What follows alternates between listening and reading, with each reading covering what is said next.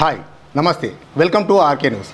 ఈరోజు ముఖాముఖి కార్యక్రమానికి బీఆర్ఎస్ పార్టీ అధికారంలో ఉన్నప్పుడే తిరుగుబాటు చేసి కాంగ్రెస్ పార్టీలో చేరారు. ఎలక్షన్ల ముందల్నే కాంగ్రెస్ పార్టీలో చేరి అధికారంలో మహబూబ్నగర్ నియోజకవర్గంలో ఎమ్మెల్యే అభ్యర్థి గెలిపించుకోవడానికి తనదైన శైలిలో ముఖ్య పాత్ర పోషించి ఎమ్మెల్యే ఎన్ఎం శ్రీనివాసరెడ్డిని గెలిపించుకున్నారు. కౌన్సిలర్ ఆనంద్ కుమార్ గౌడ్ అయితే బీఆర్ఎస్ పార్టీ నుంచి ఎందుకు రావాల్సి వచ్చింది, వారిని అడిగిన మరిన్ని విషయాలు తెలుసుకుందాం.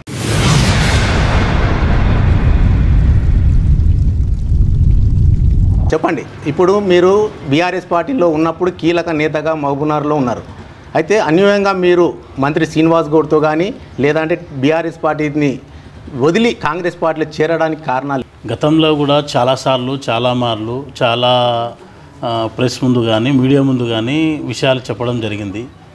ఈరోజు మీరు అడుగుతున్న క్వశ్చన్ కూడా అదే. గతంలో మా కౌన్సిలర్ల పైన కానీ మా లీడర్ల పైన కానీ బీఆర్ఎస్ పార్టీలో కార్యకర్తలకు ఉన్న విలువ కానీ బీఆర్ఎస్ పార్టీలో మనుషులకు విలువ లేదు కాబట్టి ఒక విలువ కొరకు ఒక గౌరవం కొరకు ఈరోజు పార్టీని వీడడం జరిగింది అని చెప్పినాం. ఇది వాస్తవం. ముఖ్యంగా ఆ రోజు ఒక లీడరు ఉద్యమ నాయకుడు తెరాసలోకి వస్తున్నాడు, తెరాస అంటే టీఆర్ఎస్ పార్టీలోకి వస్తున్నాడు, ఎమ్మెల్యేగా నిలబడబోతున్నాడు అని చెప్పేసి అంటే నిజంగా ఉద్యమ నాయకుడు కదా అని చెప్పేసి అందరం కూడా ఉత్సాహంతో వెళ్ళి ఆయన గెలుపుకు అందరం కూడా ఎంబడుండి ఆ రోజు గెలుపుకు మంచికి చెడుకు ఎంబడున్నాం. ఆయనను ఎలా ఆశించామో, ముఖ్యంగా ఆయనతో మాకు సంబంధాలు లేకపోవడం వల్ల, ఆయన గుణగణాలు మాకు తెలియకపోవడం వల్ల మేము పైన చూసి ఆయన ఏదో అనుకున్నాం. రాను ఆయనను చూస్తూ వస్తే ఆయన వ్యక్తిత్వము రోజుకు బయటపడిపోయి ఆయన వ్యక్తిత్వాన్ని జీర్ణించుకోలేక భరించలేక మేము బయటికి రావడానికి ఉన్న కారణమైంది. అయితే ముఖ్యంగా మంత్రి శ్రీనివాస్ గౌడ్ ఎమ్మెల్యేగా ఉన్నప్పటి నుంచి కూడా మంత్రి అయినంత వరకు కూడా ఆనంద్ కుమార్ గౌడ్ మంత్రి శ్రీనివాస్ గౌడ్కు ముఖ్య అనుచరుడు అనేది ఒక పేరుండే. అలాంటి వ్యక్తికి మీరు తిరుగుబాటు చేసి ఆ పార్టీ నుంచి కాంగ్రెస్ పార్టీలో చేరారు. అంటే ఏ విధంగా చూడవచ్చు దీన్ని? ఆ రోజు ఆయన ముఖ్య అనుచరుడు అనుకోండి, లేకుంటే నమ్మిన అంటే ఒక వ్యక్తిని నమ్మితే ఎలా ఉండాలంటే మనం కమిట్మెంట్గా ఉంటాం. ఆ రోజు ఆయన లీడర్గా భావించినాం. ఆ రోజు నిజంగా ఈ లీడర్ కదా, ఈ లీడర్ మాకు మంచి పనులు చేస్తాడు, మా ఊరికి మాకు కూడా అంటే మా నాయకుడంగా మాకు ఎదగడానికి కూడా మాకు ఒక బాట చూపిస్తాడు, రూట్ వేస్తాడని అనుకున్నాం మేము అని. ఆ రోజు నిజంగా ఆయనతో అంత అటాచ్మెంట్లో ఉన్నాం.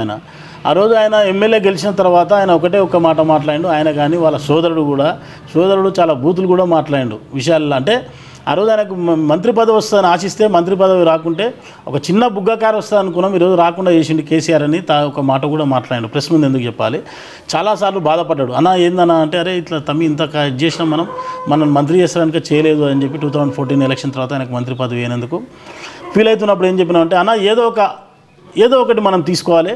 ఈరోజు నిజంగా గౌడ్ల పైన జరుగుతున్న దాడులు అనుకోండి, నిజంగా గౌడ్ల మీద నిజంగా నువ్వు ఒక గౌడ జాతి కదా, నిన్ను ఎవరు గుర్తిస్తలేరు కదా, మనం ఒకటి ఈరోజు తెర మీదకి రావాలంటే ఏదో ఒక దాన్ని తీసుకుందాం అని చెప్పేసి తీసుకొని గౌడ్లను అందరినీ కూడా ఆ రోజు నిజంగా ఆయన మాట్లాడుతున్నప్పుడు నిజంగా కూడా ఆయన వాస్తవం చెప్పాలి.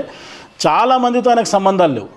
గౌడ్లతో ఓన్లీ కాన్స్టిట్యున్సీ కాదు, నిజంగా జిల్లా అంటే ఆ రోజు ఉమ్మడి జిల్లా ఉండే, ఆ ఉమ్మడి జిల్లా వ్యాప్తంగా ఒక ఉమ్మడి జిల్లాలో నార్కర్నూల్ నుంచి ఒక మోహన్ గౌడ్ అన్న కానీ ఒక శరత్ బాబు గౌడ్ కానీ సంబంధాలు లేవు ఆయనకు.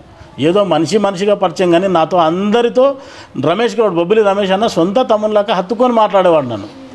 ఒక ప్రకాష్ గౌడ్ గద్వాల్, ఒక వనపర్తి శ్రీనివాస్ గౌడ్, ఉదాహరణ చెప్తున్న పేర్లు అంటే జిల్లా వ్యాప్తంగా షాద్నారు నిజంగా చెప్పాలంటే మా అత్తోళ్ళ అదే ఊరు షాద్నార్లో ఉన్న దాదాపుగా కొత్తూరు షాద్నారు అంటే ఒక దేవునిపల్లి రంగయ్య గౌడ్ కానీ అంటే చాలామంది అంటే ఎంతమంది గౌడ్లతో నాకు సంబంధాలు అంటే అత్తుకొని మాట్లాడంటే ప్రేమగా మాట్లాడేవాళ్ళు. వాళ్ళతో ఉన్న వాళ్ళకున్న సంబంధాల వల్ల అందరిని ఏకతాటి పైన తీసుకొచ్చి లేదు ఇట్లా మనొక గౌడు ఈ టీఆర్ఎస్ ప్రభుత్వంలో ఆయనకు మంత్రి పదవి రాలేదు, మనం అందరం దీనిపైన మేము ఇట్లా చేస్తున్నాం, దీనిపైన అందరము ఒక మీటింగ్ చేయాలి, ఒక గాలి ఒకటి కనపడాలి, ఒక గౌడ జాతి నుంచి శ్రీనివాస్ గౌడ్ ఒక లీడరు, గౌడ్ అంటేనే శ్రీనివాస్ గౌడ్ అంటేనే గౌడ్లు అనేటట్లు ఒకటి చేద్దామనే ఉద్దేశంతో ఒకరోజు ఒక మీటింగ్, పెద్ద మీటింగ్, అసలు ఎంత పెద్ద అంటే అంత పెద్ద మీటింగ్ పెట్టించి ఈరోజు ఆయన ఒక లీడర్ అంటే గౌడ్లు నిజంగా ఆ రోజు నిజంగా మన గౌడ్లల్లో ఆ రోజు మనకు తెలియదు. నిజంగా ఆయనతో నాకు రిలేషన్ లేదు. పద్మారావు అన్న గురించి స్వామిన గురించి నిజంగా ఉద్యమ నాయకుడు చూసినా కానీ పద్మన్నతో సంబంధాలు లేవు.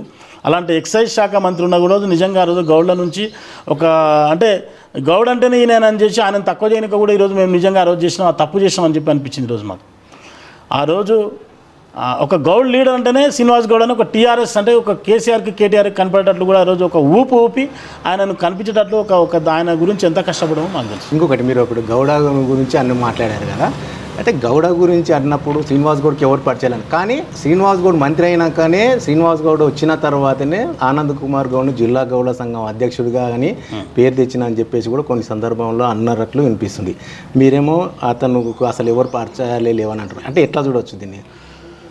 పల్లె లక్ష్మణ్ గౌడ్ ఈరోజు అదే పార్టీలో ఉన్నాడు కదా, కనుక్కోండి. అదే పల్లె లక్ష్మణ్ గౌడ్ ఆ రోజు ఈయనకు సంబంధం లేకుండానే నన్ను బొబ్బిలి రమేష్ గౌడ్ అన్న అనుకో, నాగర్కర్ నుంచి మోహన్ గౌడ్ అన్న, శరత్ బాబు గౌడ్ అన్న, వాళ్ళకి సంబంధించిన వాళ్ళు ఈయనకు ఆ రోజు పల్లె లక్ష్మణ్ గౌడ్ కాంగ్రెస్ పార్టీలో ఉన్నాడు. నాకు ఆ రోజు 2015 నాకు 15లో నేను గౌడ సంఘం అధ్యక్షుడు అయినా ఆ రోజు ఈయనకు సంబంధాలే లేవు, ఈయనకి రిలేషనే లేదు. ఆ రోజు కాంగ్రెస్ పార్టీ జనరల్ సెక్రటరీగా ఉన్నాడు ఆయన. కాంగ్రెస్ పార్టీ రాష్ట్ర పీసీసీ జనరల్ సెక్రటరీ ఆయన. ఆ రోజు ఆయనకు రిలేషన్ లేదు. అలా పార్టీలతో కాకుండా గౌడ కులంతో అందరితో నాకు సంబంధాలు ఉన్నాయి కాబట్టి ఆ రోజు జిల్లా అధ్యక్షుడిగా నాకు వాళ్ళు ఇచ్చిండ్రు. మొన్న జిల్లా అధ్యక్షుడిగా తీసామని టీఆర్ఎస్ పార్టీలకు తర్వాత మేమందరం చెప్పి అన్న ఏం చేస్తావునా అనుకొని ఆడుండి నువ్వు పార్టీ ఉంది బాగుంది రా అని చెప్తే ఆయన అందరని చెప్తే వచ్చిన తర్వాత ఆయనకి ఏం న్యాయం జరగలేదు. ఆయన కూడా బాధలో ఉన్నాడు పల్లె లక్ష్మణ్ గౌడ్. మొన్న జిల్లా అధ్యక్షుడిగా తీయమని చెప్తే నాకు 3 రోజుల నుంచి ఫోన్ చేసి ఇబ్బంది పెడుతున్నాడు అని చెప్పి నాకు బాధపడుతున్నాను. నేను జిల్లా అధ్యక్షుడిగా తీయమంటుండు, దానికి కౌంటర్గా ఏం తయారు చేస్తావో చేసుకో, నేను జిల్లా అధ్యక్షుడిగా తీసేయమని చెప్తున్నాను, నాకు బాధ అనిపిస్తుంది. ఇంకోటి నన్ను ప్రెస్ ముందు మాట్లాడమంటుండే, నేను మాట్లాడడం చిన్న లెటర్ ఇస్తా అని చెప్తున్నా అని చెప్పేసి ఇచ్చినప్పుడే నాకు ఫోన్ చేశాడు. 2-3 రోజుల నుంచి నాతో అంటే అంత సంబంధాలు, అంత సత్సంబంధాలు, అంత ప్రేమాభిమానాలతో ఉంటాం ఎవరితో ఉన్నాం మనం కూడా. అది నన్ను మంత్రి శ్రీనివాస్ గౌడ్ సేమ్ సామాజిక వర్గం మీరు అయితే మిమ్మల్ని ఆనంద్ గౌడ్ ఎదగకూడదని చెప్పేసి మిమ్మల్ని తొక్కేయడానికి ప్లాన్ చేశారనుకుంటున్నారు. నేను ఏం చెప్తున్నా అంటే ఒకటి నేను ప్రెస్ ముందు చెప్పేది ఏం చెప్తున్నా అంటే శ్రీనివాస్ గౌడ్ గౌరవం లేదు, నిజంగా కౌన్సిలర్ కాదు, ఏం లేకున్నా కూడా మాకు ఈరోజు ఆ గౌరవం ఇస్తే, ఈరోజు మాకు గౌరవిస్తే గౌరవానికి మేము పడిపోతానే. దేనికి పడిపోతారు భయ్? ఒకరొకరు వీక్నెస్ అంటే ఖాళీ ప్రేమించి తమ్మిదా అని చేతి మీద వేసి నాకు గౌరవం ఇచ్చి, నిజంగా గౌరవం ఇచ్చి మీద పైన మాటలకు కాకుండా నిజంగా కూడా ఆ గౌరవానికి నిజంగా నువ్వు గౌరవిస్తున్నావు అంటే మేము ఈరోజు ఆయన ఎంబడి ఉండేవాళ్ళం. మాకు గౌరవం లేకనే ఈరోజు వచ్చినాం. చైర్మన్ పదవి గురించి, కౌన్సిలర్ పదవి గురించి కాదు, ఓన్లీ గౌరవం లేక మేము బయటకు వచ్చినాం. ఈరోజు కాంగ్రెస్ పార్టీ అధికారంలో వచ్చిన నెల రోజులు కాకముందే ఆనంద్ కుమార్ గౌడ్ ఉన్న కౌన్సిలర్ను ఏకదాటిపైకి తీసుకొచ్చారు. అయితే మున్సిపల్ చైర్మన్ను అవిశ్వాసంలో గెలుపొందారు. అంటే దీంట్లో కీలక పాత్ర పోషించారు. నువ్వు ఎలా అంటే నేను దీన్ని బీఆర్ఎస్ పార్టీలో 31 మంది గెలిచారు, మిగతా వాళ్ళందరూ కూడా ఇతర పార్టీల నుంచి ఉన్న కాంగ్రెస్ నుంచి గెలిచిన వాళ్ళు, ఇండిపెండెంట్ అందరు కలిసి ఫుల్ మెజార్టీతో ఉన్న మున్సిపల్ చైర్మన్ కోరంను అసలు పార్టీలో ఉన్న కౌన్సిలర్లు అందరూ కూడా ఒక ఏకతాటి పోవడానికి ఆనంద్ కుమార్ గౌడ్ చాలా కీలక పాత్ర పోషించిన అంటారు. అంటే ఏ విధంగా సాధించారు? నేను ఇప్పుడు ఇందాక కూడా అదే మాట చెప్పిన, నేను ఎక్కడున్నా కూడా ఒక సత్సంబంధాలతో ఎక్కడ అంటే ఒక కౌన్సిలర్ అందరం కలిసి ఉన్నాం, బాధలు పంచుకున్నాం, ఒకే దగ్గర కలిసి తినేవాళ్ళం, కలిసి తిరిగే వాళ్ళం, వాళ్ళ బాధలు నేను, నా బాధలు వాళ్ళు పంచుకునే వాళ్ళం, ఆ సంబంధాలు ఉండేవాళ్ళం మేము. ఆ రోజు ఎలక్షన్లో వాళ్ళు పనిచేస్తుంటే కూడా మనసు చంపుకొని వాళ్ళ తర్వాత రాత్రికో ఉదయమో ఎప్పుడో ఒకసారి మాట్లాడి వాళ్ళు అంటే నువ్వంటే ధైర్యంగా పోయినా మేము రాలేకపోతున్నాం, మాకు చాలా అంటే కొంత ధైర్యం లేకపోతే కొన్ని సమస్యల వల్ల, కొన్ని విషయాల వల్ల మమ్మల్ని ఇరికించుకుని మమ్మల్ని రాలేకపోతున్నాం మేము అని చెప్పేసి కూడా వాళ్ళు మాట్లాడినరు. ఈరోజు వాళ్ళతో ఉన్న నా సత్సంబంధాలు అనుకో, వాళ్ళ దగ్గర ఉన్న నాకున్న ఉద్దేశం ఒకటి ఏంటంటే, మా వాళ్ళు కూడా కొందరు నమ్మలే. కాంగ్రెస్ పార్టీలో కూడా ఏమన్నారంటే 6 మంది మీరు ఉన్నారు, అవతల మనకు కోరం కావాలంటే మినిమం 34 మెంబర్స్ కావాలి, 33 మెంబర్స్ కావాలి, మనకు కాదు అని వాళ్ళు ఇదిగా ఉన్నారు. ఈరోజు ఒకటే నాకున్న నమ్మకం ఏంటంటే వాళ్ళతో ఉన్న రిలేషన్, వాళ్ళతో ఉన్న స్నేహితం వల్లనే, వాళ్ళతో ఉన్న సత్సంబంధాల వల్ల ఈరోజు మేము అందరము అన్ని పార్టీలతో సంబంధాలు, బీజేపీ, ఎంఐఎం మరియు అందరూ, బీఆర్ఎస్ అంటే నేను కలిసి పనిచేసిన, కాంగ్రెస్ పార్టీ అంటే ఇప్పుడు మేమందరం ఒకటే దగ్గర ఉన్నాం, వాళ్ళందరితో ఉన్న సత్సంబంధాల అందరూ ఈరోజు మేము అవిశ్వాస తీర్మానం నెగ్గడం జరిగింది. అంటే అవిశ్వాస తీర్మానం నెగ్గారు కరెక్టే, కానీ ఇప్పుడు మీరు మున్సిపల్ చైర్మన్గా లైన్ క్లియర్ అని అంటున్నారు. అయితే మీరు మున్సిపల్ చైర్మన్గా మీరు కొనసాగడానికి పూర్తి సహకారాలు ఇప్పుడు బీఆర్ఎస్ పార్టీ నుంచి వచ్చిన వాళ్ళు కానీ, ఇప్పుడు మీకు మద్దతు తెలిపిన వాళ్ళందరూ కానీ పూర్తిగా మీకు సపోర్ట్ ఉంటుంది అనుకుంటున్నారా? ఇప్పుడు ఈరోజు చూశారు కదా, పూర్తి సహకారాలు ఉన్నాయా లేవో, అవిశ్వాసం నెగ్గిందంటేనే పూర్తి సహకారం ఉన్నట్టే కదా. ఈరోజు మా ఎమ్మెల్యే గారు అందరిని ఏకతాటి మీదకి తీసుకొచ్చారు. ఆయన మీ అందరికీ భరోసా ఇచ్చింది, మనందరికీ మీరు వాళ్ళ నుంచి ఎంత ఒత్తిడిలు పడ్డారు, ఎన్ని బాధలు పడ్డారు, అలాంటి బాధలు ఆయన చేసిన తప్పులు నేను చేయను. ఆయన మిమ్మల్ని నమ్మించి మోసం చేసారు, నేను నమ్మించి మోసం చేయను. మీరు నమ్ముకుంటే మీ నమ్మకాన్ని నేను వమ్ము చేయకుండా మీ ఎంబడి నేను ఉంటా అని ఒక భరోసా ఇచ్చిండు. ఆ భరోసాను నమ్మి ఈరోజు అందరూ కూడా ఏకతాటి మీదకి వచ్చి అవిశ్వాసంలో మేము నగ్గడం జరిగింది. ఒకవేళ మీరు మున్సిపల్ చైర్మన్గా అయితే మీరు మున్సిపల్ చైర్మన్గా మీరు ఎలాంటి ప్రణాళికలు మహబూబ్నగర్ మున్సిపాలిటీకి ఏర్పాటు చేసుకున్నారు? ఈరోజు మహబూబ్నగర్ పట్టణంలో ఇక్కడే పుట్టిన నేను, మహబూబ్నగర్లోనే పుట్టిన, మహబూబ్నగర్లో పెరిగిన, మహబూబ్నగర్లోనే చదువుకున్నా. మహబూబ్నగర్ని ఎప్పుడు వదిలింది లేదు. కాబట్టి మహబూబ్నగర్ పట్టణం పైన, మహబూబ్నగర్ పట్టణంలో ఉన్న వార్డుల పైన పూర్తి అవగాహన ఉంది మాకు. అంటే దాన్ని కరెక్ట్గా ఎక్కడ ఎలాంటి సమస్యలు ఉన్నాయి, నిజంగా ఇలా మా కౌన్సిలర్లు అందరం కూడా కలిసి మాట్లాడుకున్నాం. కాబట్టి ఎక్కడ సమస్యలు ఎలా ఉన్నాయి, ఏ సమస్యను పరిష్కరిస్తే ప్రజలకు నిజంగా మంచి జరుగుతుంది, నిజంగా వార్డులు అభివృద్ధి చెందుతాయి అనే విషయం మీద నాకు అవగాహన ఉంది. కొంతమంది పెద్దలు ఉన్నారు, సీనియర్ కౌన్సిలర్స్ ఉన్నారు. అంటే ఏ పార్టీలన్నా ఉండండి, పార్టీలన్నీ పక్కకు పెడితే ఒక అమరేందర్ రాజు చైర్మన్గా వాళ్ళ ఫ్యామిలీ నుంచి చేసిండు, కౌన్సిలర్గా చేసిండు. అందరినీ కూర్చొని అన్న ఏందన్నా ఇలా చేస్తే బాగుంటుంది, మన పట్టణం డెవలప్ కావాలన్నా మనం ఈయనే పుట్టినాం, ఈయనే పోతాం, మన పట్టణం నిజంగా అంటే అభివృద్ధి చేస్తే మనకు కూడా పేరు ఉంటుందన్నా, సచ్చినాక కూడా మన పట్టణం అభివృద్ధి చేసిన పైన ఒక పేరు ఉంటుంది. ఆ పేరు తెచ్చుకోవడానికి అందరితో సహాయ సహకారాలు అడ్వైస్ తీసుకొని మన పట్టణాన్ని అభివృద్ధి చేయడానికి నేను ముందుంటానని కూడా కోరుకుంటున్నాను. బీఆర్ఎస్ పార్టీ అవిశ్వాసం కోల్పోయింది కదా, ఇప్పుడు వాళ్ళ ప్రణాళిక కానీ వాళ్ళ కోర్టు కానీ అలాంటివి ఏమన్నా పెడితే దాన్ని ఎలా ఒకేసారి మనం ఇప్పుడు ప్రజలు ఓట్లు వేసి గెలిస్తేనే ఒక ప్రజానాయకుడు అవుతాడు. ఈరోజు కౌన్సిలర్లు ఆ ప్రజలు ఓట్లు వేసి గెలిచిన కౌన్సిలర్లు అందరూ కలిసి ఎన్నుకుంటేనే ఒక చైర్మన్ అవుతాడు. 4 సంవత్సరాల క్రితము ఆ కౌన్సిలర్లు అందరూ నీ దగ్గర చారణ బిల్ల తీసుకోకుండా, ఛాయ్ తాగకుండా స్వచ్ఛందంగా ముందుకు వచ్చి నేను ఆ సీటు మీద కూర్చోబెట్టిండ్రు. ఈరోజు నిన్ను వద్దనుకుంటున్నారు, నువ్వు గౌరవంగా రాజీనామా చేసి తప్పుకోవాల్సిన వ్యక్తివి. అవిశ్వాసం పెట్టకముందే నువ్వు నోటీస్ ఇచ్చిన రోజు నువ్వు అసలు ఆ సీట్ దిగి గౌరవంగా నువ్వు తప్పుకోవాలి. నువ్వు ఈరోజు మళ్ళీ కోర్టుకు వెళ్తున్నావు, కోర్టుకు వెళ్ళినావు, ఎన్నో చేసినావు. కోర్టుకు వెళ్తే ఎవరైనా అంటే దొంగగా కౌన్సిలర్లు గెలిచినా, అంటే కౌన్సిలర్లు ప్రజాప్రతినిధిగా ఒక 4 ఓట్లు వేస్తేనే మేము గెలిచిన వాళ్ళం కదా. ఏమని కోర్టుకు పోతావు చెప్పాలి. మా కోర్టుకు ఏమని పోతాడు? కోర్టులో పోతే కోర్టు ఉట్టిగా పోయి కాగితం వేస్తే కోర్టులో టైంపాస్కి వేస్తాడు. కోర్టులో ఏముందని చెల్తుంది, తప్పు ఏముందని కోర్టు కాకపోతే ఇంకెక్కడికైనా వెళ్ళని. ఏం వెళ్ళినా ప్రజా తీర్పు, ప్రజలు మా కౌన్సిలర్లు నిర్ణయించి ప్రజలు ఓట్లు వేస్తే గెలిచిన కౌన్సిలర్లతో నేను ఈరోజు ఎన్నుకోబడుతున్నాం. దానికి వాళ్ళు ఇచ్చిన తీర్పుకు వాళ్ళు ఏమైతే మన గౌరవం ఇచ్చినా ఆ గౌరవాన్ని నేను పోగొట్టుకోకుండా ఆ విలువను నేను కాపాడుకోవడానికి నేను ముందుంటాను. బీఆర్ఎస్ పార్టీలో ఉన్నప్పుడు మీరు మంత్రి శ్రీనివాస్ కూడా అనేక నిధులు తెచ్చాం, మున్సిపాలిటీకి 100 కోట్లు తెచ్చామని చెప్పేసి పలు అభివృద్ధి కార్యక్రమాలు చేశాం. రాష్ట్రంలో కూడా ఏ మున్సిపాలిటీకి కూడా రాలేదు ఎన్ని నిధులు, అంతా చేశామని చెప్పి. ఇప్పుడు అంతకంటే ఎక్కువ నిధులు తెచ్చి మహబూబ్నగర్ మున్సిపాలిటీని అభివృద్ధి చేస్తే, ఇంకోటి వచ్చిన నిధులు కూడా సరిగైన ఖర్చు పెట్టలేదు, అవినీతి జరిగిందని చెప్పి ఆరోపణలు ఉన్నాయి. ఏ విధంగా తీసుకోవాలి దీన్ని? నేను ఒకటి ఏం చెప్తున్నా అంటే, ఒక మనిషి పక్కన ఉండి పనిచేసి వచ్చిన ఆయన మీద నేను అన్పార్లమెంట్ వర్డ్స్ మాట్లాడము, ఆయన తక్కువ చేసి మాట్లాడడం నాకు ఇష్టం ఉండదు. ఎందుకంటే ఏదో ఈరోజు గొప్పలమైనగా మాట్లాడడం కాదు, కాకపోతే మీరు అడిగింది కాబట్టి చెప్తున్నా. అభివృద్ధి వెనుక ఎంత అవినీతి ఉందో ప్రజలకు తెలుసు, కౌన్సిలర్లకు తెలుసు, నాకు తెలుసు, మీకు తెలుసు, అందరికీ తెలుసు. నేనేమంటున్నా అంటే అభివృద్ధి అంటే ఓన్లీ పై మెరుగులు కాదు, ఇంటర్నల్గా నేతి ఏమంటారు, రాత్రికి అన్నం పెట్టకుండా పొద్దున్న ఎవరైనా మూతికి నెయ్యి రాసిందంట, అలా ఉంది పరిస్థితి. చౌరస్తల అభివృద్ధి ఎవరికి కావాలి? ఎవరో ఈయనకు వచ్చిన వాళ్ళు, లండన్కి వెళ్ళి వచ్చిన వాళ్ళు, దుబాయ్కి వెళ్ళి వచ్చిన వాళ్ళు చూసి ఆహా మహబూబ్నగర్ ఏమైపోయిందంటే సంతోషపడతామా? ఇంటర్నల్ అంటే లోపల అభివృద్ధి అంటే ఒక మాస్ అంటే అంటే ఎలాంటి అంటే ఒక పేద ప్రజలకు అభివృద్ధి జరగాలి, ఒక పేదలకు ఇండ్లు కానీ రోడ్లు కానీ ఒక పేదలకు అంటే ఒక కింది స్థాయిలో అభివృద్ధి చెందాలి, పై మెరుగులు కాదు అభివృద్ధి అంటే. నిజంగా ఈరోజు అభివృద్ధి జరిగింది, పెద్ద వర్కులు తెచ్చినా అంటున్నాడు. నిజంగా మహబూబ్నగర్లో ఉన్న పెద్ద కాంట్రాక్టర్లు, ఉదాహరణకు ఒక విజయమోహన్ రెడ్డి అంటే ఒక మంచి సిన్సియర్ కాంట్రాక్టర్.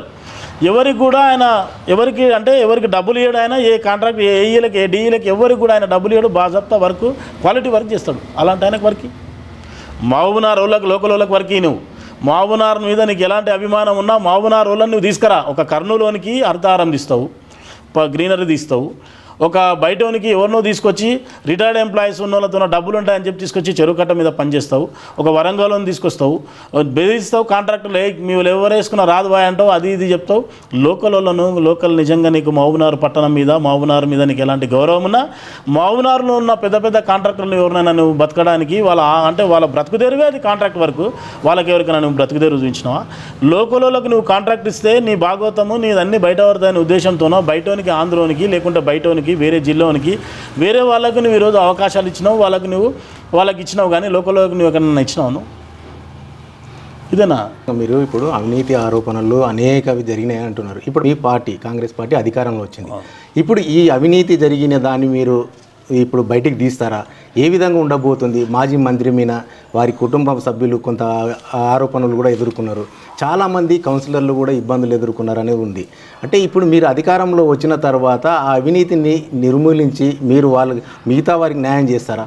ఎట్లాంటి భరోసా ఇవ్వగలుగుతున్నారు? భరోసా అంటే నేను ఏమంటున్నా అంటే, మొన్న జరిగిన లాస్ట్ కౌన్సిల్లో నేను ఒక మాట మాట్లాడినాం. మేమందరం కౌన్సిలర్లకు లేక మాకు మైకు దొరికినట్టయింది, లేక మాకు కూడా మేము మూగపోయిన మనసులాగా మూతి మూసుకుంటారా అని ప్లాస్టర్ వేసుకొని కౌన్సిలర్లకు డూడు బసవన్నలాగా పోయినావా బసవన్న అంటే పోయినా అంటే వచ్చినామంటే కూర్చొని వచ్చినాం. లేక మైకు దొరికితే మాకు మాట్లాడే అవకాశం వచ్చింది. ఆ రోజు కౌన్సిల్లో మాట్లాడింది ఏంటంటే, అవినీతి పైన ఏదైతే ఉందో చెప్తున్నాం కదా. ఇప్పటికి కూడా లీకేజీల విషయంలో ఎక్కడెక్కడ లీకేజీలు, ఎక్కడెక్కడ ఉంటే ఏం వర్కులు చేశారు, ఎక్కడి నుంచి ఎక్కడ దాకా అంటే ఆ లీకేజీల విషయంలో కానీ, ఈ గ్రీనరీ విషయంలో కానీ, ఇదేదైతే మా గుర్రబిడ్డెక్క విషయం కానీ, ఇంకా చాలా విషయాలు అవినీతి గురించి మేము బయట పెడతామని చెప్పేసి మేము డైరెక్ట్గా కౌన్సిల్లో మాట్లాడితే, ఈరోజు మేము అవిశ్వాసం పెట్టబోతున్నామని తెలిసిన తర్వాత, అరే ఇవన్నీ ఆనంద్ ఎక్కడైతే చైర్మన్ అయితే, లేకుంటే వీళ్ళందరూ కాంగ్రెస్ పార్టీలకు చేతిలోకి అధికారం వస్తే సీటు పోతే అవన్నీ అవినీతి బయట పెడతాడనే ఉద్దేశంతోన ఈరోజు లక్షల రూపాయలు అందరికి ఇస్తామని చెప్పి మాట్లాడిండ్రు. ఈరోజు చివరి క్షణం వరకు కూడా అందరూ మా కౌన్సిలర్లను ప్రలోభ పెట్టిండ్రు, వాళ్ళ ఇళ్ళకి పోయిండ్రు, వాళ్ళను ఇబ్బంది పెట్టిండ్రు, వాళ్ళకి ఫోన్లు చేసి మాట్లాడిండ్రు, రికార్డింగ్లు ఉన్నాయి, వాళ్ళని ఇబ్బంది పెట్టిండ్రు. ఈరోజు అంటే అవినీతి బయటకు పెడతామనే ఉద్దేశంతోన ఆ సీట్ను పోకుండా దక్కించుకోవడానికి ఎన్ని కష్టాలు పడ్డారో వాళ్ళకి తెలుసు, దాన్ని అనుభవించిన కౌన్సిలర్లకు తెలుసు. మాజీ మంత్రి శ్రీనివాస్ గౌడ్ తన సోదరుడు తోటి మీకు విభేదాలు వచ్చినాయి. అంటే వ్యాపార పరంగానా రాజకీయ పరంగానే వచ్చినాయి. ఎట్లా వచ్చినాయి మీకు? దాన్ని మీరు ఇప్పుడు అంత ధైర్యంగా మీరు ఎదుర్కొని అధికారంలో బీఆర్ఎస్ పార్టీ అధికారం ఉన్నప్పుడు, ఆయన మంత్రి ఉన్నప్పుడే మీరు బయటకు వచ్చారు. అంటే ఎలా సాధ్యమైంది మీకు ఇది? ఆయనకు ఎలాంటి వ్యాపార లావాదేవీలు లేవు. ఇది వాస్తవం, ఇది నిజం, అందరూ కూడా తెలుసు. ఆయనకు వ్యాపార లావాదేవీలు ఒక్క చిన్న గోరంతా కూడా ఎక్కడ లేవు. నేను చెప్తున్నా కదా, గౌరవం ఇయ్యక మమ్మల్ని ఇబ్బంది పెట్టి మమ్మల్ని బాధించినందుకే మేము ఆయన నుంచి వచ్చినాం తప్ప వేరే ఉద్దేశం ఆయన నుంచి ఏం లేదు మాకు. ఆయనకు అంటే 9 ఏళ్ళు కలిసి పనిచేశారు కదా, మరి 9 ఏళ్ళ తర్వాత లాస్ట్ ఎలక్షన్ ముందరనే మీరు అంటే 9 ఏళ్ళు ఇచ్చి మీరు లాస్ట్ ధైర్యంగా ముందుకు వచ్చిర్రు అన్నారు. కానీ ధైర్యం ఎప్పుడు చేస్తాడు ఒక మనిషి? నేను నిజంగా ఏదైనా తప్పు చేస్తే నన్ను ఆయన గోరు అను ఎతికి చూసే వ్యక్తి. నేను ఆ రోజు ఇలాంటి తప్పు చేయలే. ఆయన దగ్గర రూపాయి కూడా ఆశించి ఆయన దగ్గర రూపాయి తీసుకొని నేను ఉంటే నన్ను ఆయన అంటున్నారే, నేను ఇది చేసినా, నీకు ఆడ 10 లక్షలు ఇచ్చినా, ఈడ 5 లక్షలు ఇచ్చినా, నీ బతుకుకు నేను ఇది చేసినా, నీకు రూట్ వేసినా అని చెప్తుండే. నేను స్వతహాగా కష్టపడి మేము పైకి వచ్చి మేము పని చేసుకున్నాం. నిజంగా మహబూబ్నగర్ ప్రజలందరూ కూడా ఎంత ఇబ్బంది పడుతున్నారు, మహబూబ్నగర్ పట్టణం ఎంత ఇబ్బంది పడుతుంది, వ్యాపారవేత్తలు కానీ రాజకీయ నాయకులు కానీ అందరూ కూడా ఎంత బాధపడుతున్నారో ఆ బాధను మా బాధ అనుకొని, ధర్మం ఉంది, ధర్మం జయిస్తుంది. ఈరోజు ఖచ్చితంగా ఈ ధర్మం కొరకు మనం పార్టీ విడుదాము, ఆయనకు ఎదిరిస్తాము. ఖచ్చితంగా కాంగ్రెస్ పార్టీ ఈరోజు ఎన్ఎం శ్రీనివాస్ ఒక సౌమ్యుడు, మంచి వ్యక్తి. ఆయన 2.5 సంవత్సరాలు మంచి పాలన చేసిండు. అలాంటి వ్యక్తి వెంబడి వెళ్దామని చెప్పేసి ఆయన వెంబడి నేను పార్టీలో పోవడం జరిగింది. మీరు 2 సార్లు కౌన్సిలర్గా గెలిచారు. అసలు మీరు రాజకీయాలకు ఎప్పుడు వచ్చారు, ఏ విధంగా వచ్చారు, ఎన్ని సంవత్సరాలు అయింది మీరు?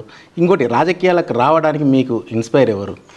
నేను రాజకీయాలకు 2000 సంవత్సరం నుంచి నేను రాజకీయాలు నేను యాక్చువల్గా నా కరెక్ట్గా అంటే మీసాలు కూడా లేవు అప్పట్లో. నేను రాజకీయాల్లో బూత్ స్థాయి కార్యకర్తగా నేను బీజేవైఎం కానీ ఏబీవీపీ నుంచి చూసుకుంటూ వచ్చిన ఏబీవీపీ నుంచి వచ్చిన ఆర్గనైజేషన్ బీజేవైఎంలో నేను యువత అధ్యక్షుడిగా పనిచేసిన, తెలుగు యువత అధ్యక్షుడిగా. ముఖ్యంగా నాకు యువజన సంఘాల నుంచి నేను ఏబీవీపీ తర్వాత నేను యువజన సంఘాల అధ్యక్షుడిగా జిట్టా బాలకృష్ణ రెడ్డి రాష్ట్ర యువజన సంఘాల అధ్యక్షుడు ఉండే. ఆయన చాలా అంటే ఈరోజు ఆయన అంటే నిజంగా ఆయన లీడర్గా పాపం, కానీ ఎక్కడ కూడా ప్రజాప్రతినిధిగా ఎదిలే కానీ చాలా మంచి వ్యక్తి. అక్కడ యువజన సంఘాల నాయకుడు, యూత్ క్లబ్స్ నుంచి మేము బయటకు వచ్చినాం. ఆ తర్వాత యువత అధ్యక్షుడు, ఏదైతే బీజేవైఎం యువమోర్చా అధ్యక్షుడు, తెలుగు యువత అధ్యక్షుడు, టీఆర్ఎస్ యువత అధ్యక్షుడిగా ఉన్నా. ఇవన్నీ మాకంటే బూత్ స్థాయి కార్యకర్త నుంచి మేము పనిచేసాం కాబట్టి మాకు పూర్తి రాజకీయం మీద పూర్తి అవగాహన ఉంది. ఎంపీటీసీగా 2006లో, అప్పట్లో నాకు 2005లోనే మ్యారేజ్ అయింది. మా మిస్సెస్ని కాంటాక్ట్ చేస్తే బాగుంటుంది, చిన్న వయసు అని చెప్పేసి 2006లో మా మదర్ని మేము క్రిస్టియన్పల్లి చాలా పెద్దగా ఉండేది, భగీరథ కాలనీ, మరులు, క్రిస్టియన్పల్లి, బాలాజీ నగర్, అయోధ్య నగర్, అంటే దాదాపుగా ఈ బీకే రెడ్డి కాలనీ అన్నీ కలిసి ఉండేది. 10,840 ఓట్లు ఆ రోజు ఉండేవి. ఆ రోజు ఎంపీటీస్గా టీడీపీ పార్టీ నుంచి లేడీస్కి వస్తే రిజర్వ్ వస్తే మా మదర్ని నేను కాంటాక్ట్ చేస్తే 16 ఓట్లతో ఓడిపోయినాం ఆ రోజు. ఆ ఓటమే నా గెలుపుకు నాంది. ఏంటంటే అసలు రాజకీయం అంటే ఏంటి, 16 ఓట్లతో ఓడిపోయినాం. తర్వాత మళ్ళీ 2014లో కాంటాక్ట్ చేయడము, మళ్ళీ మా మిస్సెస్ని కౌన్సిలర్గా కావడము, మళ్ళీ నేను 2018లోనే నేను 19లో నేను కావడం అన్నీ జరిగినాయి. అయితే ముఖ్యంగా ఇప్పుడు మీరు కౌన్సిలర్ల గురించి మాట్లాడితే అంటే గతంలో ఉన్న బీఆర్ఎస్ కౌన్సిలర్లు అందరూ ఇప్పుడు కాంగ్రెస్ పార్టీకి వచ్చారు, అంటే మెజార్టీ. ఇప్పుడు గతంలో ఉన్న కాంగ్రెస్ పార్టీలో ఉన్న సీనియర్ నాయకులు కానీ అక్కడ ఉన్న ఆశించిన కౌన్సిలర్లు ఉంటారు. అంటే ఇప్పుడు ముందు ఎలా ఉండబోతుంది? ఇప్పుడు బీఆర్ఎస్ ఇది గతంలో చేసిన తప్పిదాలు బీఆర్ఎస్ కూడా ఉన్న పార్టీలో ఉన్న వాళ్ళందరినీ కూడా ప్రతిపక్షం లేకుండా చేసుకున్నారు. అంటే మీరు కూడా అలే చేస్తారా? ఇప్పుడు చేస్తే వచ్చే ఇబ్బందులను ఎలా తొలగించుకుంటారు? నేను ఒకటి చెప్తున్నా, ఈరోజు ఉన్న కౌన్సిలర్స్ అందరూ కూడా ఒకటే మీరు చెప్పండి, ఎవరైనా అవినీతి చేసిండ్రా? కౌన్సిలర్స్కి ఎవరికైనా తిన్నికే ఈరోజు ఒక మోతిలాల్ ఈరోజు ప్రెస్ ముందర మాట్లాడారు, మీరు అక్కడ ఉన్నారో లేదో బహుశా నేను చూడలేదు. ఒక మోతిలాల్ కౌన్సిలర్ ఏం చెప్పిందంటే, మన ఇదే మాజీ మినిస్టర్ శ్రీనివాస్ గౌడ్ గారిని బోయపల్లికి తీసుకెళ్ళి, నాకు వార్డు పర్యటనలో భాగంగా నా ఇంటి పైన చెత్త పైన కవర్ వేసుకుని చూడన్నా, బ్లూ కలర్ కవర్ అన్న, ఈ కవర్ వేసుకోకపోతే నా ఇల్లు కురుస్తుందన్నా, దయచేసి నాకు కూడా ఒక ఇల్లు అన్న. అలాగే మా వార్డులో చాలామంది పేదలు ఉన్నా, మినిమం 10 నుంచి 15 కావాలన్నా, ఒక భర్త చనిపోయిన ఆడపిల్ల ఉంది, ఒక ముసలామె ఉంది, ఈమె ఉందని చెప్పిండ్రు. అదే హనుమంతు ఎక్స్ కౌన్సిలరు, ఆయన ఎక్స్ సర్వీస్ మెన్ వాళ్ళ భార్య కౌన్సిలరు, ఆయన కూడా అడిగి అందరి ముందర ఊరి పెద్ద మనుషులు 6 మంది ముందర పోయి కాళ్ళు మొక్కి, ఒక పాపకు ఒక బాబుకు వాళ్ళ మన్మడికి పాము గరిచి చచ్చిపోయిండు, ఉండనికి లేదు, ఫ్లెక్సీలు వేసుకొని వాళ్ళు గుడిసి వేసుకున్నారు బొప్పలోళ్ళు. ఇంకా వేరే వాళ్ళు వీళ్ళనన్నా మినిమం ఒక 10 కావాలి అని చెప్పేసి అడిగితే, వాళ్ళంటి వాళ్ళు ఇంకోరు వీరు చాలామంది ఉన్నారు మా దగ్గర. ఎవరు కూడా అవినీతి హరాస్మెంట్ చేసిన వాళ్ళు ఎవరు లేరు. హరాస్మెంట్ చేసింది కౌన్సిలర్లు కాదు, హరాస్మెంట్ చేసింది ఎవరు అనేది మీకు తెలుసు. హరాస్మెంట్ చేసిన వాళ్ళు హరాస్మెంట్ చేస్తే, నిజంగా హరాస్మెంట్ చేసిన వాళ్ళు, అవినీతి చేసిన వాళ్ళు వాళ్ళనేది నిరూపిస్తే వాళ్ళని మా పార్టీలో తీసుకునే మా నాయకుడు కానీ మేము కానీ ముందుకు రాము. ఇంకోటి, ఇప్పుడు కాంగ్రెస్ పార్టీలో గతం నుంచి చాలామంది సీనియర్ నాయకులు ఉన్నారు, కొత్తగా వచ్చిన వాళ్ళు ఉన్నారు, కొంతమంది కాంగ్రెస్ పార్టీకి చేయకుండా కూడా పనిచేసిన వాళ్ళు ఉన్నామని చెప్పేసి ఇప్పుడు వచ్చి ఎమ్మెల్యే దగ్గర కానీ పార్టీలో క్రియాశీలకంగా పనిచేస్తున్నారు. మరి సీనియర్ నాయకులు ఏవైతే ఉన్నారో కొంత అసంతృప్తి కూడా కనిపిస్తుంది. అంటే ఏ విధంగా చూడాలి దీన్ని? ఇప్పుడు ఏమంటుందంటే, రాజకీయాలలో చాలా రకాలుగా చూస్తుంటాం మనం. ఈరోజు ఒక తలసాని శ్రీనివాస్ యాదవ్ ఉన్నాడు తెలంగాణలో. ఆ రోజు నిజంగా ఓయూలో ఉస్మానియా యూనివర్సిటీలో లాఠీలు తీసుకొని వాళ్ళ మినుకోండి. ఆయన ఒక దానం నాగేందర్ ఆ రోజు చెప్తున్నా, లాఠీ తీసుకొని విద్యార్థుల పైనకి ఈరోజు ఉద్యమంలో వాళ్ళు ఉంటే విద్యార్థుల పైన పోయిండు. ఆ రోజు వాళ్ళని తీసుకొచ్చి సీట్లో కూర్చోబెట్టి వాళ్ళను మా కేసీఆర్ సార్ అసలు ఆయన పాత మా సీఎం గారు ఆయన తీసుకొచ్చి సీట్లో కూర్చోబెట్టి మంత్రి పదవులు ఇచ్చి అలంకరించి కిరీటాలు పెట్టిండు. ఆయన అంతకంటే ద్రోహులా మా కౌన్సిలర్లు? అంతకంటే దుర్మార్గులా మా కౌన్సిలర్లు? ఇప్పుడు కూడా అలాంటి అంటే మీరందరూ విడదీయాలనే ఉద్దేశంతో మేము ప్రెస్ వాళ్ళు అంటున్నారు తప్ప ఏ సీనియర్ నాయకులు కూడా అలా లేదు. ఈరోజు ఏమంటున్నంటే, ప్రజాప్రతినిధులుగా ఎదిగిన కౌన్సిలర్లకు రేపటి నాడు ప్రజలు ఓట్లేస్తేనే వాళ్ళు కౌన్సిలర్లు అవుతారు తప్ప ఈ నాయకులు ఎవరు పోయి ఓట్లేసి వాళ్ళని గెలిపారని నేను చెప్తున్నాను. ఇంకోటి, ఇప్పుడు మీకు అంటే ఈ కౌన్సిల్ ఏదైతే తీర్మానము అవిశ్వాసం తీరినట్టేనా? అంటే మొత్తం మున్సిపల్ చైర్మన్కు సిద్ధం ఉన్నట్లేనా? సిద్ధమని కాదు, ప్రొసీజర్ ప్రకారము గవర్నమెంటే ఉండాల్సిన అడ్డంకులు అన్ని తొలగినట్టేనా అంటున్నాను. అంటలేను, అడ్డంకులు అంటే ప్రొసీజర్ ఉంటుంది. ఇప్పుడు వాళ్ళే ప్రొసీజర్ ప్రకారం నోటీస్ ఇచ్చినాం కలెక్టర్ గారు నోటీస్ ఇచ్చిండ్రు. వాళ్ళు నోటీస్ ఇచ్చిన తర్వాత మళ్ళీ 27కి డేట్ ఇచ్చిండ్రు. 27th రోజు కోరం ఉండాలంటే, కోరం లేకుండా ఎవరైనా ఒక రాజకీయంగా ఏం చేయాలి, మేము మెజార్టీ కావాలి, మెజార్టీకి ఉండి మా చైర్మన్ను మేము మళ్ళీ ఎన్నుకోబడాలని వాళ్ళు కోరుకుంటే దానికి మేము ఓకే అంటాం. కానీ వాళ్ళు ఎంత చీప్ ట్రిక్స్ ప్లే చేసారంటే, కోరం లేకుండా చేస్తా అని చెప్పారు. ఎంత చీప్ ట్రిక్స్, ఎంత నోటి మీద అసలు అంటే ఒక్కసారి ఆలోచించాలి. కోరం లేకుండా చేస్తారా? నువ్వు హేమాహేమిగా చూసుకుందాం. కోరం లేకుండా చేస్తాం, చీప్ ట్రిక్స్ ప్లే చేస్తారు వాళ్ళు. ఈరోజు మొన్న కోరం వచ్చింది, ఆల్ పార్టీస్ ఎంఐఎం, బీజేపీ, మా బీఆర్ఎస్, మా కాంగ్రెస్, బీఆర్ఎస్ వాళ్ళు అందరం కలిసి ఈరోజు అవిశ్వాస తీర్మానం నెగ్గడం జరిగింది. ఇంకా లైన్ క్లియరా అంటే, ఇంకా లైన్ క్లియర్ అనేది మీరు చెప్పాలి, నాకు నేను అడగడం కాదు. ఆ రోజు అవిశ్వాసం నెగ్గిందంటే అర్థం ఏంటి? నేను అదే అంటున్నా, అవిశ్వాసం నెగ్గారు కదా, మున్సిపల్ చైర్మన్గా మీరు ఏకగ్రీవంగా ఎన్నుకున్నారు ఉన్న కౌన్సిలర్లు అందరూ. అంటే దీని పదవి ప్రమాణ స్వీకారం ఎప్పుడు ఉండబోతుంది? దీన్ని అంటే టైం ఇచ్చారు కదా కలెక్టర్ గారు, కానీ వాళ్ళకు కూడా ఇచ్చారు కదా, ఎప్పుడు మీకు అంటే మీ ప్రమాణ స్వీకారం ఎప్పుడు ఉండబోతుంది? అవిశ్వాసం నెగ్గిందే తప్ప నన్ను చైర్మన్గా ఎన్నుకోబడలేదు. అంటే ఆల్రెడీ మొత్తం మీడియా ఉంది, కానీ అది అంటే అట్లా కాదు కదా. మనంతకే మనం చైర్మన్ అని కౌన్సిలర్ అందరినీ ఏకదాటిపై తీసుకొచ్చి కీ రోల్ పోషిస్తున్నారు, ఓవరాల్గా మాట్లాడుతున్నారు, అందరు చెప్తున్నారు, కానీ ఎన్నుకోబడాలి కదా. ఈరోజు ఎలక్షన్ కాలేదు, మళ్ళీ నెక్స్ట్ ప్రాసెస్ ఉంటుంది, ఫర్దర్ గజెట్ రావాలి, అవన్నీ గవర్నమెంట్ ఆర్డినెన్స్ ప్రకారము ఈరోజు ప్రాసెస్ ఉంటుంది, దానికో ప్రొసీజర్ ఉంటుంది, మళ్ళీ ఎలక్షన్ ఉంటుంది, మళ్ళీ ఎన్నుకోబడాలి, అప్పుడు చైర్మన్గా మనం చెప్పుకోవాలి.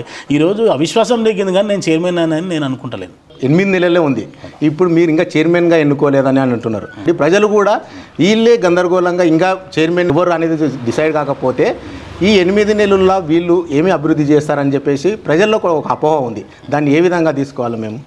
ప్రజలు ఈరోజు వాళ్ళు గందరగోళంగా లేరు. ప్రజలు మామూనార్ ప్రజలు, పట్టణ ప్రజలు, మామూనార్ అసెంబ్లీ నియోజకవర్గ ప్రజలు చాలా తెలివిగలరు. వాళ్ళు ఈరోజు అన్నీ గమనిస్తూ ఉన్నారు. వాళ్ళది ఎక్కడ కూడా కౌన్సిల్ మొన్నటి వరకు కౌన్సిల్ జరిగింది. ఈ వారం 15 రోజులు ప్రాసెస్లో జరుగుతుంది. అవిశ్వాసం నెగ్గిన తర్వాత నేను పేర్లతో సహా చెప్తాను, మా కౌన్సిలర్లందరూ వాళ్ళ వార్డులలో ఉన్న ప్రజలు వచ్చి ఈరోజు అవిశ్వాసం పెట్టి ఒక చైర్మన్ను దించినందుకు వాళ్ళ పడ్డ సంతోషం గురించి ఒక మోతీలాల్ అనుకో, ఒక ఎదుర హనుమంత్ అనుకో, దాదాపుగా ఒక షబీర్ కౌన్సిలర్ అనుకో, ఒక 10 మంది మా కౌన్సిలర్ల వార్డులలో ఉన్న ప్రజల పేర్లతో సహా నాకు చెప్పిండ్రు.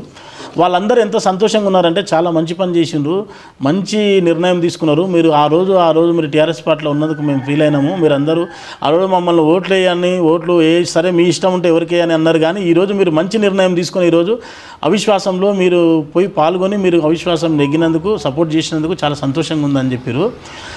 ప్రజలు ఏం ఆ గందరగోళంలో లేరు, ఆందోళన పడలేరు. ప్రజలు ఈరోజు ప్రజలకు మేము కూడా ఇవ్వాల్సిన భరోసా ఏంటంటే ఆ రోజు ఉన్న బీఆర్ఎస్లో ఉన్న ఎలాంటి తెలివితేటలు ఉపయోగించారంటే నీవు ప్రభుత్వం ఉంటుందా పోతుందా అనే ఉద్దేశంతోన 2 నెలల ముందు కావాల్సిన టెండర్ను బిఫోర్ 2 మంత్స్ ముందు చేసి రెవెన్యూ విషయంలో ఎన్ని కోట్లు గణించి ఎన్ని కోట్లు వచ్చినాయి, ఎన్ని కోట్లను ఎలా దుర్వినియోగం చేసినారో మీకే కళ్ళ ముందు తెలుసు. ఎక్సైజ్ టెండర్స్ విషయంలో కానీ ప్రజలు సామాన్య ప్రజలు ఎలా పీడించబడ్డారన్న దానికి నా ఉదాహరణ నేను చెప్తా. శంషాబాద్ దగ్గర మేమందరం కార్ తీసుకొని మేము వస్తుంటే ఒక మేస్త్రి అందరూ బ్రిడ్జ్ కింద ఫ్లైఓవర్ కింద బండ్లన్నీ వెహికల్స్ అన్నీ ఆపారు, బైకులు ఆగినాయి, కార్లు ఆగినాయి, అన్నీ ఆగినప్పుడు ఒక మేస్త్రిని ఆపితే ఒక లేబర్ ఆ రోజు ఏదో శుభముహూర్తం ఉంది, బాగా పెళ్ళిళ్ళు ఉన్నాయి, బాగా వెహికల్స్ అన్నీ బాగా ఎక్కువగా ఉన్నాయి, రద్దీగా ఉంది. వెహికల్స్ అన్నీ ఆపితే ఒక మేస్త్రి ఏం మాట్లాడుతుంటే 2 పిల్లల్ని భార్య ఆయన 3 కూర్చొని పోతుంటే ఏందిరా భయ్ ఇదేం ప్రభుత్వము, వీళ్ళేం మనుషులు, వీళ్ళేంది ట్రాఫిక్ పోలీసు వాళ్ళని పెట్టి మావి 6,000 రూపాయలు నన్ను చాలని ఇప్పుడు గట్టి బండి తీసుకొని పోంటున్నాడు, 200 రూపాయలు ఇజ్జత్ కొరకు పెట్రోల్ బండి కొనుక్కున్నాము, మేము ఈఎంఐ కట్టే పరిస్థితుల్లో మేము 200 రూపాయల పెట్రోల్ అప్పు తీసుకొని వచ్చి నేను పోసుకొని వచ్చిన 6,000 ఇచ్చి బండి తీసుకొని పోంటాడు, నా భార్య పిల్లల ముందర నా ఇజ్జత్ పోతుందని ఫీల్ అవుతున్నాడు ఆ రోజు. అంటే ఇవన్నీ చూసుకుంటూ వచ్చిండ్రు. ఈరోజు ఒకటే ఏం చెప్తున్నా అంటే ఈరోజు ఇది ఎందుకు నేను చెప్తున్నా అంటే ఈరోజు ఖజానా మొత్తం ఖాళీ చేసిండ్రు. ఖజానా ఏమీ లేదు. ఖజానా ఖాళీ అయినా ఏదైనా కూడా మా ముఖ్యమంత్రి గారు చాలా తెలివిగల వాళ్ళు కూడా ఈరోజు 45 రోజులు కాలేదు అప్పుడే అభివృద్ధి అని ప్రజలు ఎప్పుడు అడిగినారు. మీరే ప్రెస్ వాళ్ళే క్వశ్చన్స్ వేసి మమ్మల్ని తక్కువ చేయాలని చూస్తున్నారు. 9.5 సంవత్సరాలు వాళ్ళు పాలించిండ్రు, 45 రోజులు కూడా కాలేదు తిరిగి ఈరోజు అభివృద్ధి గురించి అంటే ఖచ్చితంగా అభివృద్ధి చేస్తారనే ఉద్దేశంతో ప్రజలు నమ్ముకొని ఓట్లు వేసిండ్రు. నమ్మకాన్ని వమ్ము చేయకుండా కాంగ్రెస్ ప్రభుత్వం ఈరోజు ఖచ్చితంగా అభివృద్ధి చేస్తుంది, దాని దశలో ముందుకెళ్తుందని. ఎమ్మెల్యే గారు కూడా మొన్న మీ అవిశ్వాసం రోజు ఇప్పుడున్న ప్రస్తుత డమ్మీ చైర్మన్ను తొలగించాము అని చెప్పేసి అన్నారు. దానికి కౌంటరు మాజీ మున్సిపల్ చైర్మన్ కూడా నేను డమ్మీ కాదు దమ్మున్న మున్సిపల్ చైర్మన్ అన్నారు. అంటే ఏ విధంగా తీసుకోబోతూ ఎందుకు అట్లా అనాల్సి వచ్చింది? నిజంగా ఎన్ఎం శ్రీనివాసరెడ్డి గారు నిజంగా చెప్పిన ఆయన ఏం మాట్లాడిందంటే వాస్తవ పరిస్థితులు చెప్తున్నా.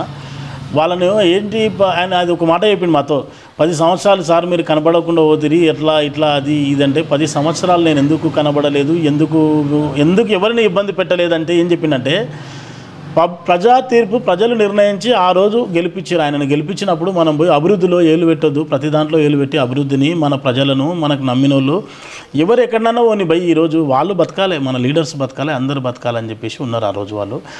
ఆ రోజు కొన్ని ఓట్లతో ఓడిపోయినా ఎందుకు నువ్వు రావద్దంటే ఎన్నైనా సరే మనకి ఈరోజు ప్రజా తీర్పు ఓడిపోయినాం, ప్రజలు తిరస్కరించరు, మనం దూరం ఉండాలని గౌరవంగా ఆయన దూరంగా ఉన్నాడు. ఆయన ఈరోజు ప్రజలు తిరస్కరించి ఎన్ని వేల మెజార్టీతో నీకు మన మాజీ మినిస్టర్ గారిని తిరస్కరించి ప్రజా తీర్పు ఇస్తే ఈరోజు ఇప్పటికి కూడా ప్రస్తుత మినిస్టర్ లాగానే ప్రవర్తిస్తున్నాడు. ఒక్కసారి ఆలోచించాలి. ఒక్కసారి మీరు ప్రజా తీర్పును శిరసావహించి గౌరవించి కొన్ని రోజులు మీరు మౌనంగా ఉంటే అసలు నేను చేసిన తప్పులేంది, నేను చేసిన లోటుపాట్లేంది నేను దాన్ని సరిదిద్దుకోనికి నువ్వు టైం తీసుకోవాలి, రెక్టిఫై చేసుకోవాలి దాని గురించి. ఒక్కసారి మౌనం పాటించండి, కొన్ని రోజులు మౌనం పాటించండి. అరే ఎందుకు ఇట్లా మీరు రోజు కేసులు ఇప్పిస్తారు, ప్రతిరోజు మాట్లాడిస్తారు, డమ్మీ చైర్మన్ అన్నారు. డమ్మీ చైర్మన్ ఎందుకు చెప్పినా ఈ విషయం గురించి ఆయనకు అన్ని మేమే విషయాలు మా కౌన్సిలర్లు అందరూ కౌన్సిలర్లు క్యాంపులో అనుకో ఏడో ఆయన కూర్చున్నప్పుడు మాట్లాడింది అంటే ఏంది మీ బాధలు ఏందని అడిగితే సార్ ఒక్క పని అడిగితే చేయడు, అన్నను అడగాలి, తమ్ముని అడగాలి, వాళ్ళని అడగాలి, వీళ్ళని అడగాలి అంటాడు, మా సమస్యలు పరిష్కరించడు, మా వార్డుల గురించి మాట్లాడు, అసలు ఆయనకు సబ్జెక్టు లేదు, ఒక పెన్షన్స్ గురించి అడిగితే చేయడు, ఏది అడిగినా ఆయన ఏం మాట్లాడు, డమ్మీ ఉన్నాడని చెప్పి మేమందరం కౌన్సిలర్ చెప్తే ఆయన డమ్మీ అన్నాడు తప్ప ఆయన అప్పుడప్పుడు పుట్టించుకునే మాట కాదు అది. కౌన్సిలర్లందరూ ఆయన విషయం మీద, ఆయన గుణం మీద, ఆయన స్థితిగతుల మీద, ఆయన ఉన్న ఇమేజ్ మీద ఏంది ఆయన పరిస్థితి, ఆయన ఏంది ఇంతకు చైర్మన్ అని అడిగితే ఎందుకు అవిశ్వాసం పెట్టాలనుకుంటున్నారు మీరందరూ, అసలు బీఆర్ఎస్ వల్లే ఎందుకు ఇంత ముక్కుమడిగా రావాలనుకుంటారు చెప్పండి అంటే డమ్మీ సార్ ఆయన పని చేయలేకపోతున్నాడు, మా పనులు ఏవడిగినా చేయలేకపోతున్నాడు అని వాళ్ళు చెప్పినందుకు ఆయన డమ్మీ అన్నది తప్ప సొంతంగా నోరుతో ఆయన డమ్మీ అన్నది కాదు. ఇది ఈరోజు ముఖాముఖి కార్యక్రమం. మరో ప్రముఖ వ్యక్తితో మరో ముఖాముఖి కార్యక్రమంలో కలుద్దాం. నమస్తే.